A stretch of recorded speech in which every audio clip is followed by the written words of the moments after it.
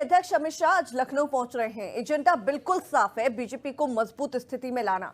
रणनीति की तैयारी भी की जा रही है, बस रणनीति के खाके को अमली जामा पहनाना बाकी है। देखिए इस रिपोर्ट में कि यूपी में इस बार क्या है राजनीति के चाणक्य कहे जाने वाले अमित शाह की रणनीति।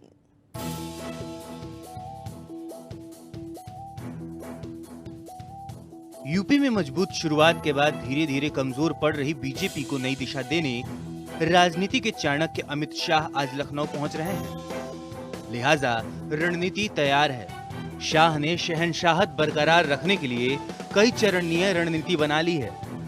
कुछ लागू हो गई है और कुछ पर अमल होना बाकी है। देखिए, जब भारतीय जनता पार्टी के राष्ट्रीय अध्यक्ष आते हैं तो पूरे उत्तर प्रदेश में क्या गतिविधियां चल रही हैं उसके बारे में संगठन से डिस्कस करते हैं और संगठन से जो डिस्कशन होता है उसके बाद जो निर्णय होते हैं वो एक कोर कमेटी होती है, वो बैठ कर लेती है। तो इसकी ये बात मानना चाहिए, जब राष्ट्रीय अध्यक्ष आ रहा है और 2019 का चुनाव चल रहा है, शुरू होने वाला है, इसलिए हर व्यक्ति, हर पार्टी, हर संगठन का हर आदमी उस तरह से सोच रहा है कि कैसे ये सब कार्य किया जाए। तो राष्ट्रीय अध्यक्ष के आने से हर विषय, हर बिंदु पे चर्चा होनी स्वाभाविक है। यूपी में बीजेपी की छवि बीते कुछ समय से खराब हुई है।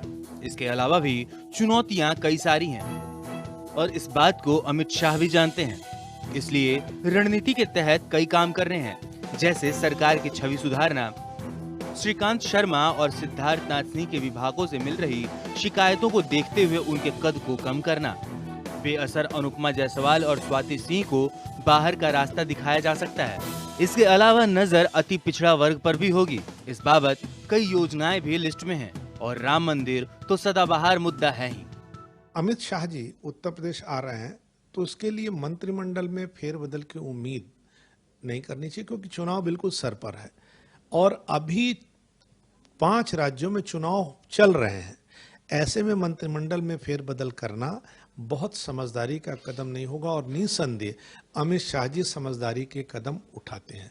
वो यहाँ आकर के उत्तर प्रदेश में अपनी पॉलिटिकल पार्टी की चूलें कसेंगे, शिकायतें सुनेंगे और वो उन शिकायतों के आधार पर लोगों को समझाएंगे।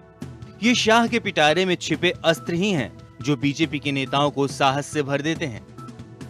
नहीं तो गठबंधन की मजबूती से यूपी में जो हालत बने हैं उनसे तो अब तक बीजेपी नेताओं का धीरज जवाब दे जाता। भारतीय जनता पार्टी के सहयोगी साथी हैं, कैबिनेट मंत्री भी हैं राजभर जी।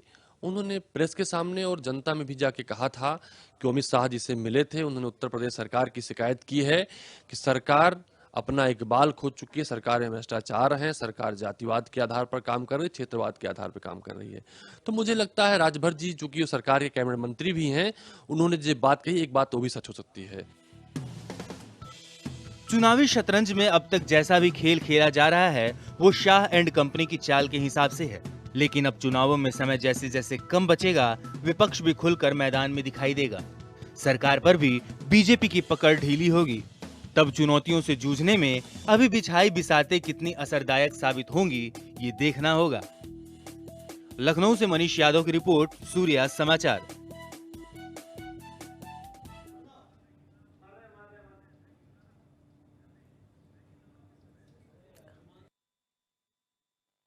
और सीबीआई